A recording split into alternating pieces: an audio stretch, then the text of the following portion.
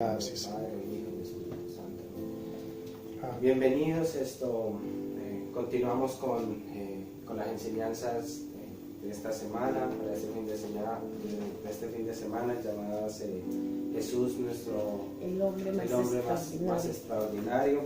Como escucharían ayer, mi madre, la pastora Lina María, dio una prédica acerca de Jesús, y hoy continuamos, pero hoy nos vamos a enfocar un poco sobre los milagros que hizo Jesús durante su vida, durante toda su existencia. Y como verán, y aquellos que han leído la palabra, han leído el libro de Mateo, Marcos, Lucas, Juan, que son los libros donde narran la historia de Jesús, solo que de diferente punto de vista, nos quedamos asombrados por el poder y la comunión que tenía Jesús, de forma de que hablaba y los demonios salían, tocaba y se sanaba.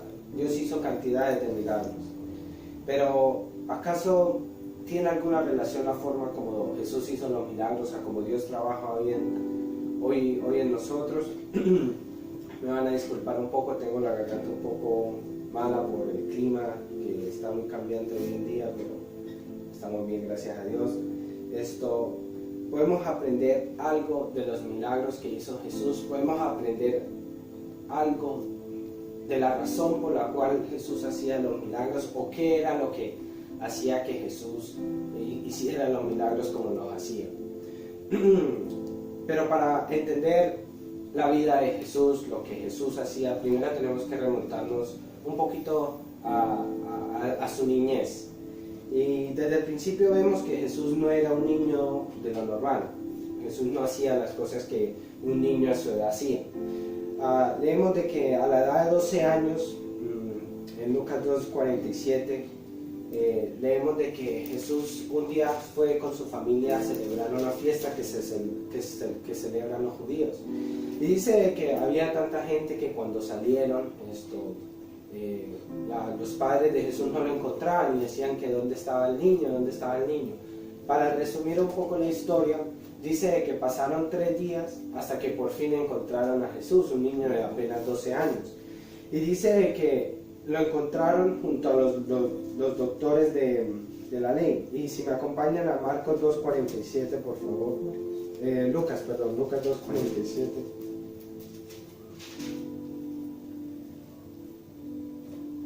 Dice, en el 46, dice: y aconteció que 3 días después lo hallaron en el templo, sentado en medio de los doctores de la ley, oyéndoles y preguntándoles. Y todos, en el 47, y todos los que le oían se maravillaban de su inteligencia y de sus respuestas.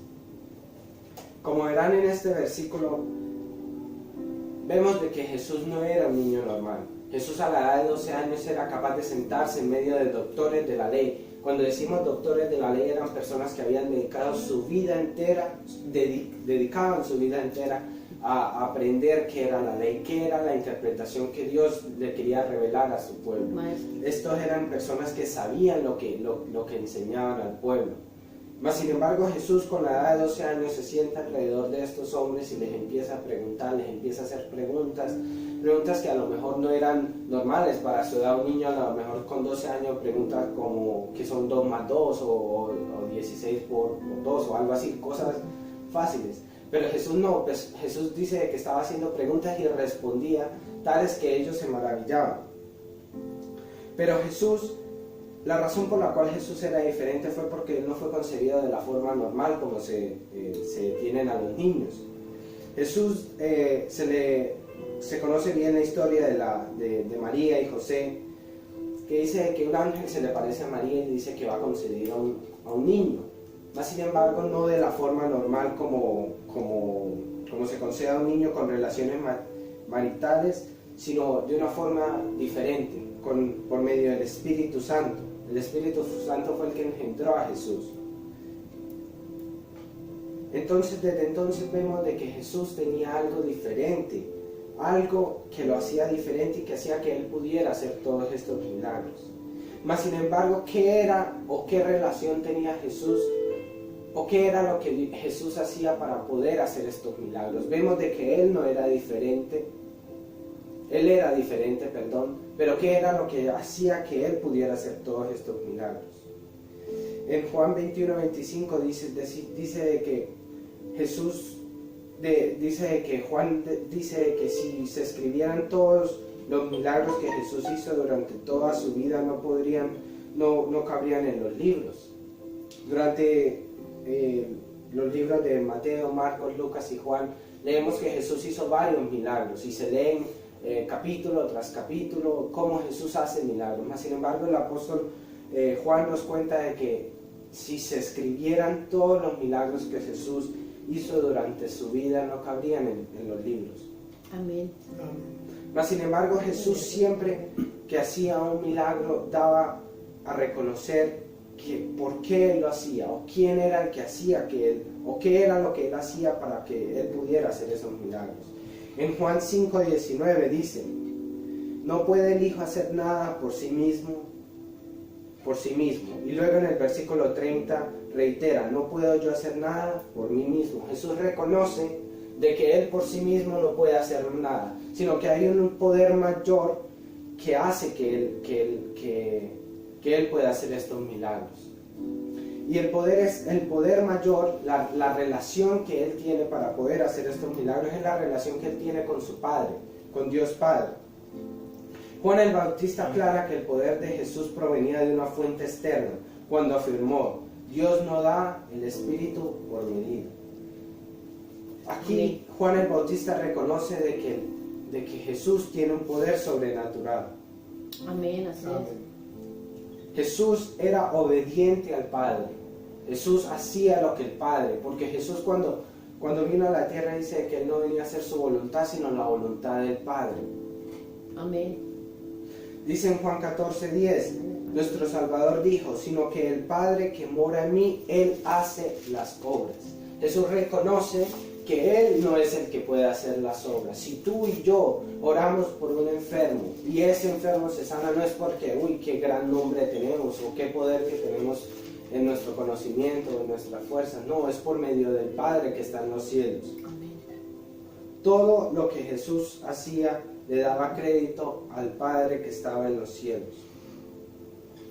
Dios tenía tal comunión con el Padre que Él era capaz de decir que lo que el Padre quería, eso era lo que Él hacía.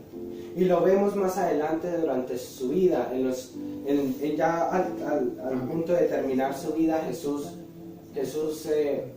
va al huerto de Getsemaní y llora y se angustia tanto de que suda sangre.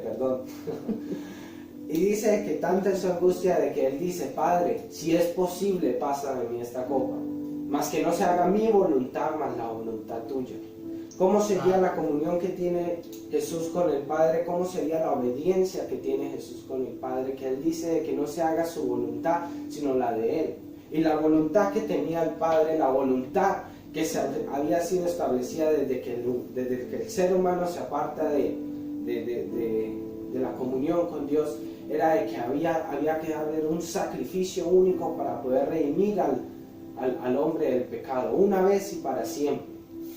Entonces Jesús, pasan todos esos años y llega el momento de la verdad, como se dice, el momento donde Jesús puede decidir si hace la voluntad del Padre, pasa por ese sacrificio, como esa oveja que va al matadero y muere y es, mejor dicho, torturado como se lee en las Escrituras, o decide no hacer la voluntad del Padre. Mas Jesús, en su obediencia, dice de que, leemos en el libro de Mateo, dice de que Él ora y Él dice: Padre, que no se haga mi voluntad, mas la tuya. Amén. Porque Jesús sabía de que si no era por el Padre, Él no podía hacer nada. Vemos que, como leímos antes, en Juan 5:19, que dice: no puede el Hijo hacer nada por sí mismo. Y luego en el versículo 30 reitera Él: yo no puedo hacer nada por mí mismo. Jesús reconocía y tenía la obediencia de decir de que Él solo no podía.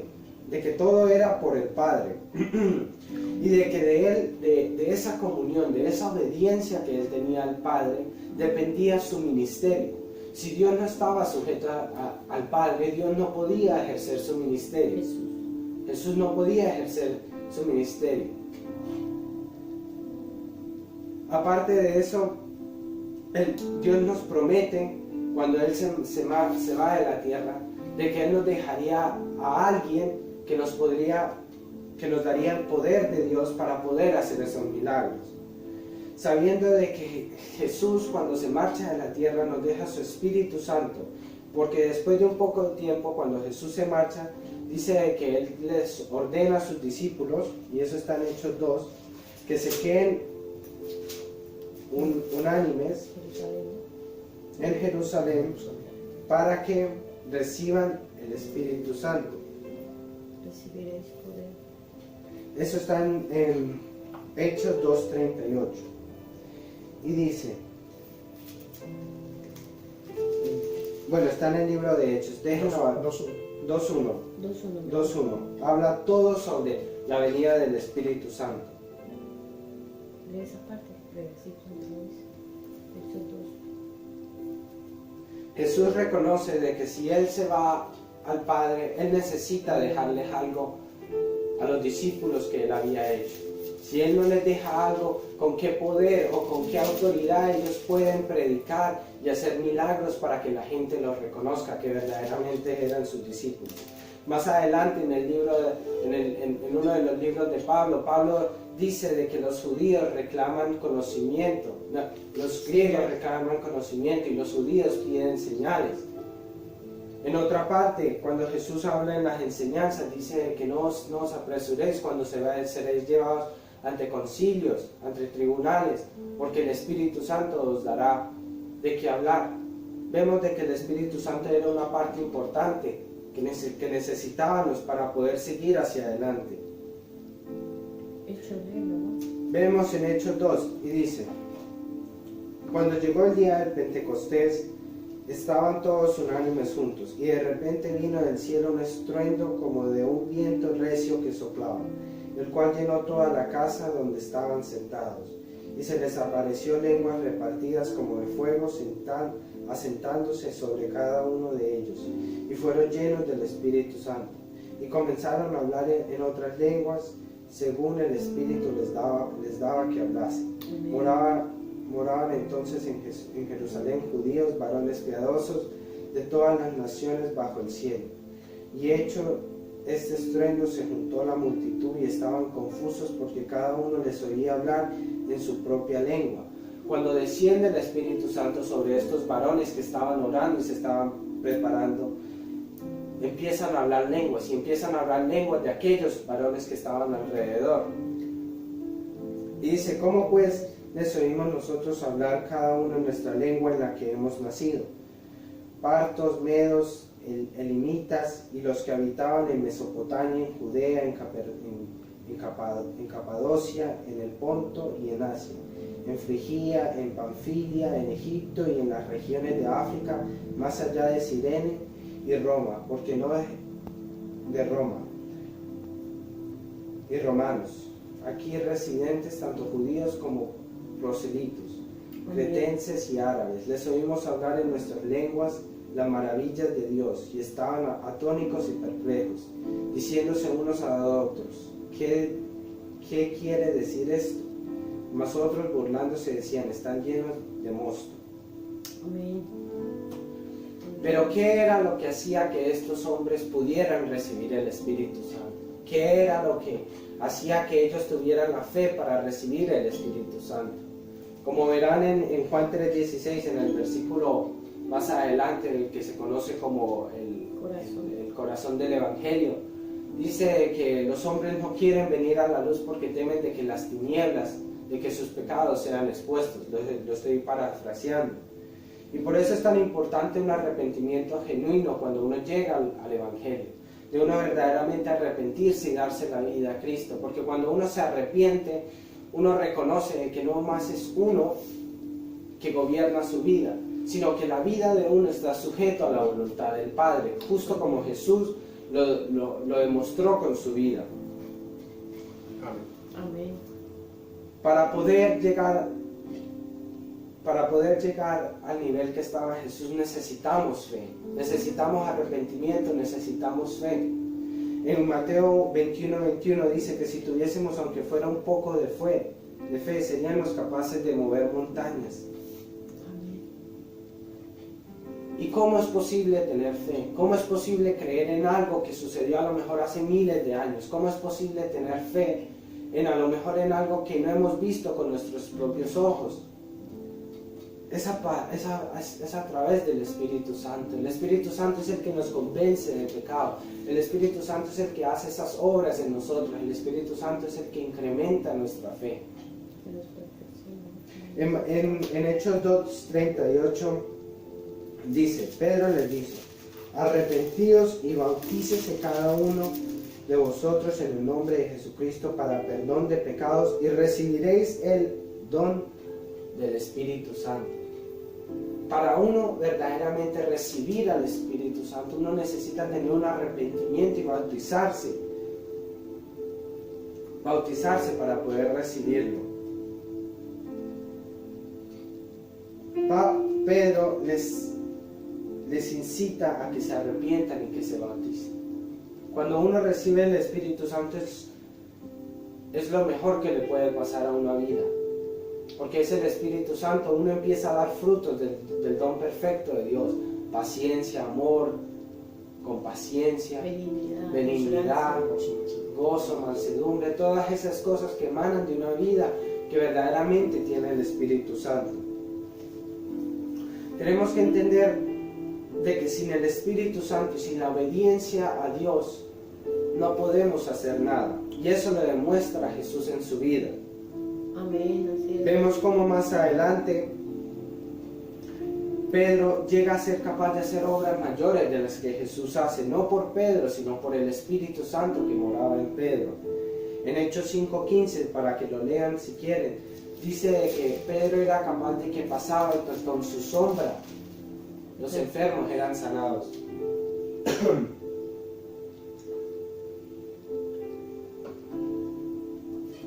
Vemos otra manifestación del Espíritu Santo. Vemos que era una obra tangible y vista, de forma que se podía ver que era el Espíritu Santo el que estaba obrando en ellos. Ni aún el propio Jesús pudo sanar por la sombra, o si fue capaz no se registra en los libros de Mateo, Marcos y Lucas. El mayor don que se nos ha dado a nosotros como cristianos es el poder del Espíritu Santo, para que a través de él podamos ejercer el ministerio que Jesús nos dejó. Amén. Dios permitió a Jesús hacer todo lo que hizo porque él estaba sujeto a la voluntad del Padre. ¿Acaso algún día tú y yo podremos decir a un paralítico levántate, a una montaña muévete, a un ciego recobra la vista? Claro que sí, pero nuestras vidas y nuestra forma de llevar nuestra vida tiene que estar sujeta a la voluntad del Padre. Amén. Tiene que tener una fe pura, y eso solo se consigue a través del Espíritu Santo. Jesús se dio cuenta de eso y por eso nos envió al Espíritu Santo a nosotros. Dios promete darnos este mismo poder si nos arrepentimos y si nos bautizamos. Una vez nos arrepintamos y nos bauticemos, podemos recibir al Espíritu Santo. Amén. Si queremos tener la ayuda de Dios que todos necesitamos, debemos seguir los pasos que el apóstol Pablo explicó en el día de Pentecostés, el apóstol Pedro, que era que nos arrepentamos y nos bauticemos de corazón sincero. Amén, así es. Ese fue el poder del cual Jesús habló a sus discípulos junto antes de irse, cuando les dijo en Lucas 24:49, si por favor me acompañan.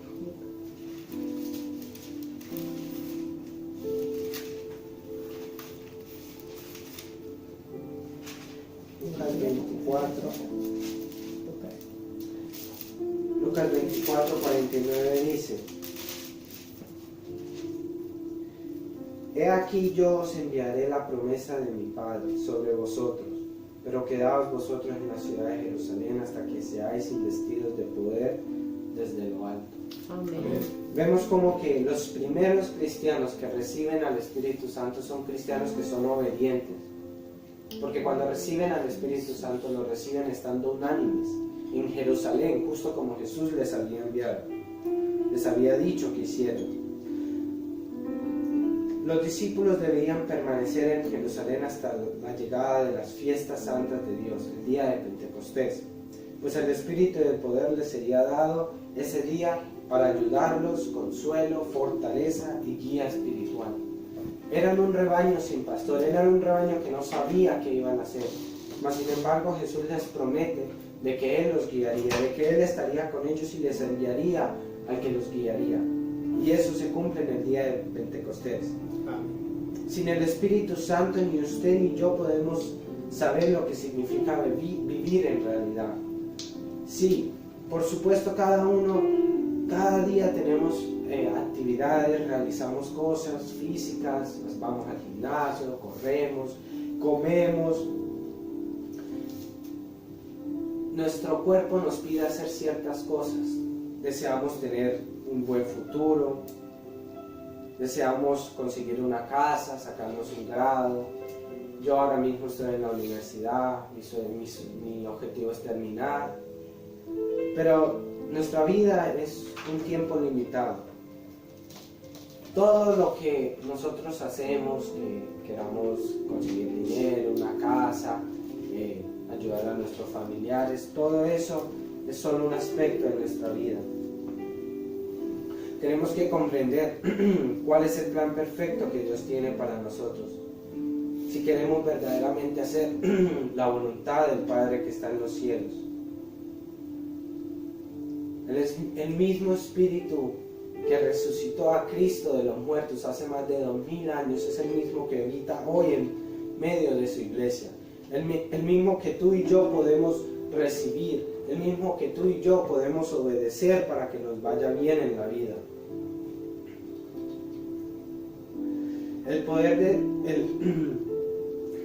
de Dios es el que le da a una persona la paz mental, el valor, la fe y la esperanza que no es posible encontrar en otro lugar. Amén. Este poder está disponible. De hecho, cada día miles de personas son cambiadas por ese poder. Mi vida, la vida de mis padres, la vida de mis familiares, está siendo cambiada a través del poder del Espíritu Santo. Amén. Cuando en una ocasión Cristo les dijo a sus discípulos que no se regocijen, en Lucas 10:20 dice, pero no os regocijéis de los espíritus que os sujetan, sino regocijaos de que vuestros nombres están escritos en los cielos. Disculpa,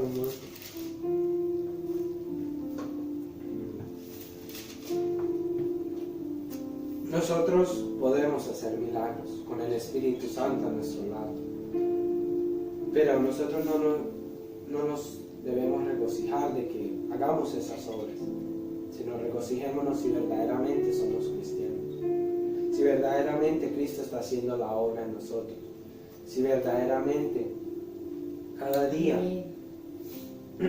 morimos a Él, morimos a nosotros mismos. El mayor milagro que hizo Cristo no fue sanar, darle la vista a un ciego, levantar a un paralítico, resucitar a Lázaro. El mayor milagro que Jesús hizo fue morir por nosotros. Amén. El mayor milagro que Jesús hizo fue verdaderamente llegar hasta el final de la carrera. Darse cuenta de que necesitábamos ese sacrificio, que sin el sacrificio de Cristo no hubiésemos podido hacer nada. Amén. Gracias, Jesús. Para darnos cuenta de que verdaderamente no somos nada, es simplemente mirar a Cristo, cómo Él la vida que llevó Cristo, que día a día se sacrificaba por los demás, que no le importaba lo que dijeran los otros, se la pasaba con republicanos, con cobradores, con prostitutas, con los pecadores de ese tiempo. Dios nos da su Espíritu Santo para que podamos tener una relación personal con nuestro Padre y Creador, y hacer posible que recibamos la vida eterna. Amén. Romanos, acompáñeme a Romanos 8:9, por favor.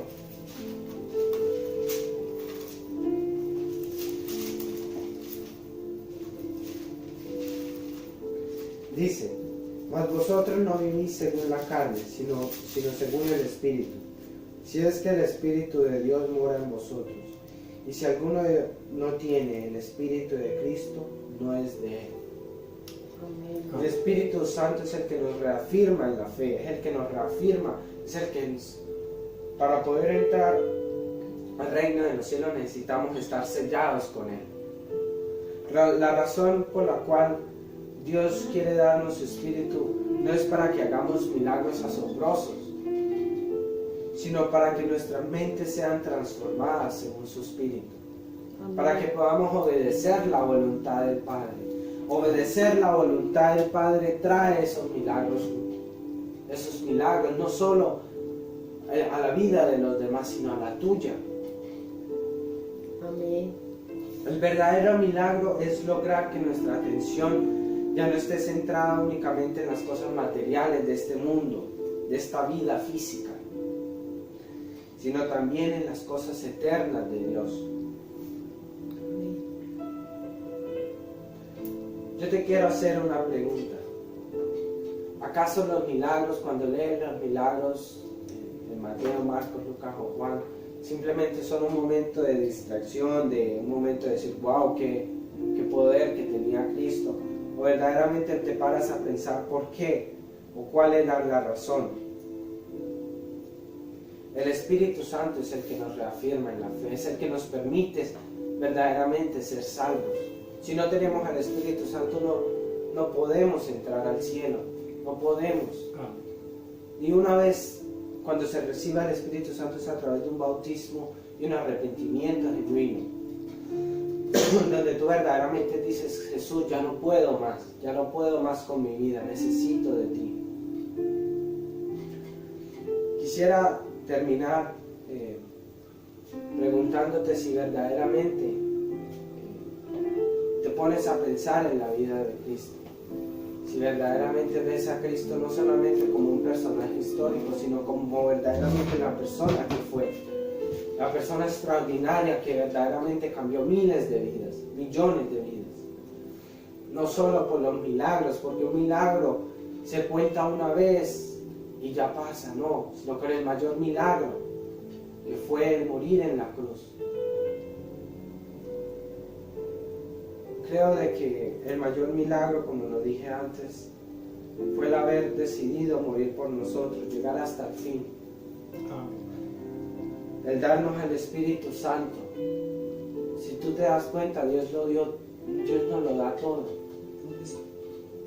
Dios nos lo da todo, de forma de que nosotros no necesitamos más que verdaderamente arrepentirnos, decirle, Señor, ya no puedo más conmigo mismo, no puedo más con este pecado, no puedo más con mi vida, ayúdame a cambiar. Amén.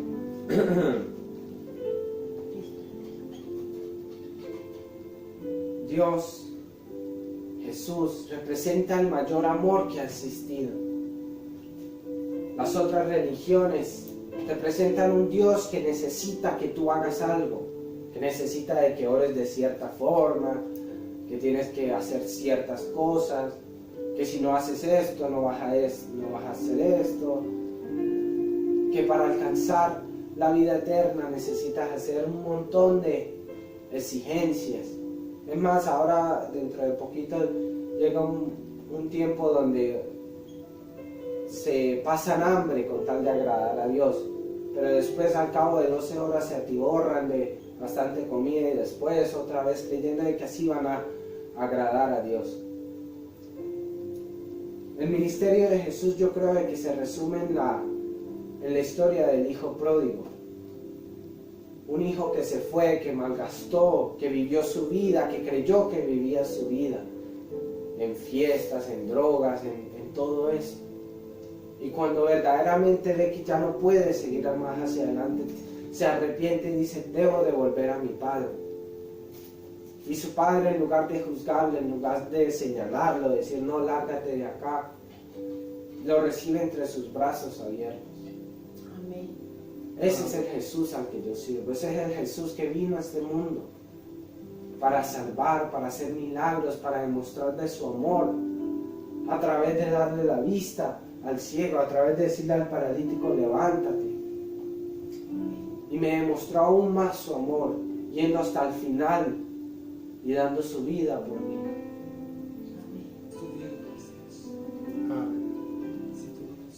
La verdad no hay palabras para explicar lo que Jesús hizo por nosotros. Dios lo dio todo por nosotros y muchas veces nosotros no damos ni lo mínimo por Él. El Espíritu Santo nos reafirma de que estamos con Cristo. El Espíritu Santo nos otorga el poder que Cristo tenía para poder levantar, sanar. Nos da la potestad, la autoridad para echar fuera demonios. Pero más aún, lo más importante es que nos da la entrada a la vida eterna.